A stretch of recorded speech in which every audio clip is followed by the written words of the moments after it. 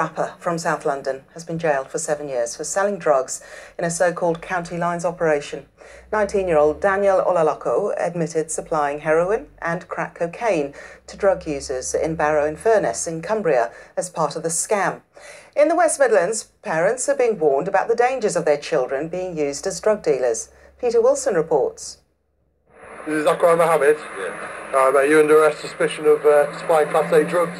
Zachariah Mohammed was a fixer and travelling salesman, his business, Class A drugs. He was jailed last week. He moved crack cocaine and heroin from Birmingham to Lincoln, exploiting children to sell it on. Here he's seen with a 15-year-old boy and a 14-year-old girl from Birmingham, buying them children's rail tickets to Lincoln, where they were forced to work for him.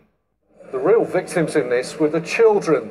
They skipped after Mohammed as though he was a Pied Piper on their way to catch the trains. He promised them the latest designer clothes, cash and gadgets. But what they got was their childhood stolen. Children were too scared to buy food for themselves because they were instructed not to get any food. And from what I understand, it was the best part of living like a slave, really. Francesca, not a real name, is the mother of the 14-year-old girl rescued by West Midlands Police. She'd be asking me, can I eat this? Is it all right? You know, if I eat this, when any normal child who's not been exploited would normally come to breakfast, don't need to ask, would expect to have a breakfast, would expect to have a lunch and dinner, but you know, they're treated like a slave. Do you think your daughter was really a modern slave? There was no resource nowhere to wash. They were sleeping rough and they were instructed to do what he says, otherwise, you know, they might get it in the neck from him.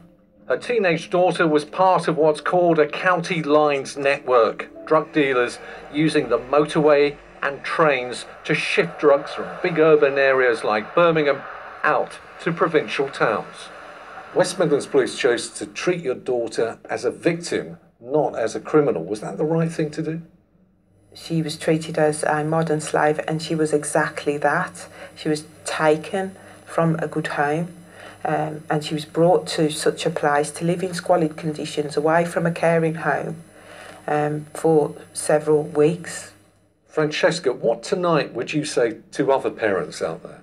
Phone 101. Don't be afraid or intimidated to speak to the police.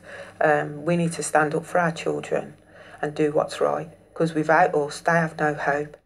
Tonight, letters from West Midlands Police have been sent out to parents from many schools, warning about the dangers of gangs exploiting young children. Peter Wilson, BBC Midlands Today, Birmingham. OK, let's speak to Mike Roberts, the former Chief Inspector of Greater Manchester Police, and he currently runs a charity which aims to educate young people about the risks of drugs-related crime and county lines operations. He joins us now from Manchester via webcam. Our first question, just listening to that, many people will be saying, you know, how on earth do they manage to get access to these children in what the mum in our piece has just described as a loving, caring home? What that mum described is horrific. These children are groomed and enticed, like we talk about child sexual exploitation victims, other types of crimes. These children are groomed into this. They're offered gifts, they're offered a life that they want, fancy designer clothes, etc. And they're ensnared and trapped into this, sometimes through debt bondage, and then they can't escape. And the threat and the application of violence means that they can't get away. I just want to point you to our website on the BBC, and the headline for this story is a drill rapper. We're using it in our introduction here. Is there really a connection between drill music and this instance of drug-related crime? Well, in that particular case, where there was those successful prosecutions, where the county line stretched from London to Barrow, then yes, there was an angle around rap music. But we can't underestimate, this is simply organised criminality. And the types of gangs, as the National Crime Agency report suggests and identifies, come from every walk of life, from every ethnicity. It's not just about rap music. Okay, so county lines, what's the attraction then for these drug dealers and these drug pushers? Why are they using this new technique? It's big money and it's low risk. Basically, the urban areas, we've got too many people selling too many drugs.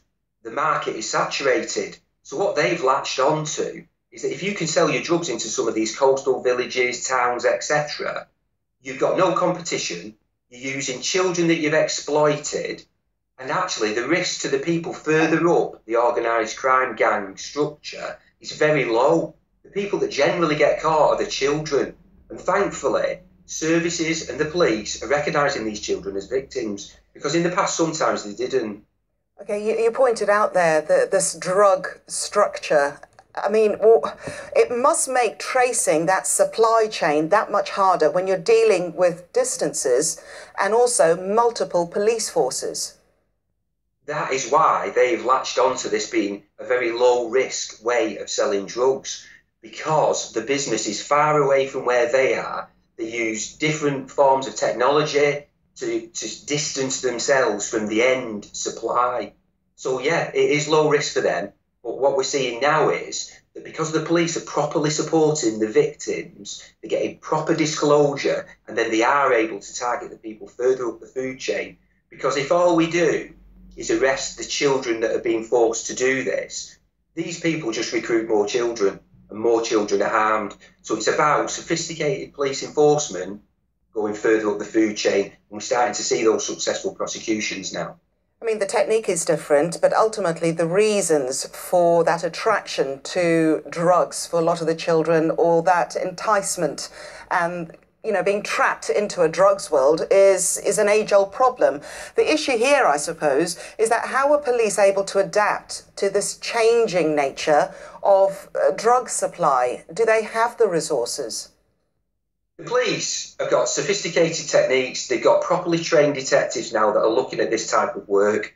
The government's given the legislation. In your news report there, you were talking about human trafficking, modern day slavery. That legislation now exists. All the tools are there in the toolbox, and the police and agencies, National Crime Agency, are starting to use them. Where we're also starting to make a big difference is around the prevention. This week I was in a school in Greater Manchester, in a really deprived area, talking about these issues, using resources to explain and show what happens. Because at first, the children just think it's free drugs, it's free money, and it's no risk. These people in the community that entice them into this behaviour are often driving around in high-profile, fast cars. They've got designer clothes, and that's what the children aspire to. A lot of these children come from, yes, very loving homes, but certainly in Greater Manchester, we've got some very deprived areas. And sometimes, unfortunately, wrongly, children see this as the only way out. Disturbing. Mike Roberts, thank you very much indeed.